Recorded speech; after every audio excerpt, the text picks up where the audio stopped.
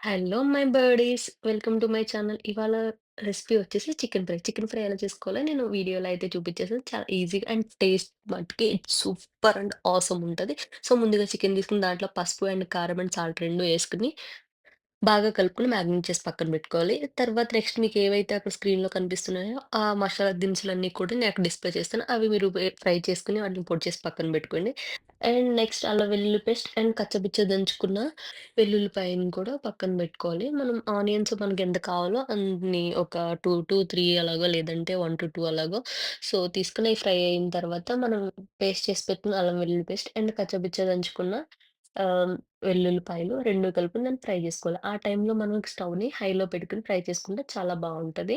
So, next ఏదైతే మనం ముందుగా మ్యారినేట్ చేసి పెట్టుకున్నామో ఆ చికెన్‌ని మనం దీంట్లో ఏసి ఒక 5-10 మినిట్స్ వాటర్ అన్నీ వచ్చేసేంత వరకు గూడా ముక్క మెత్తగా అయ్యి ఉడికే వరకు కూడా మనం దాన్ని ఫ్రై చేసుకోవాలి. తర్వాత పచ్చిమిర్చి మీకెంత స్పైసీ కావాలో అంత పచ్చిమిర్చి ఏసుకోండి.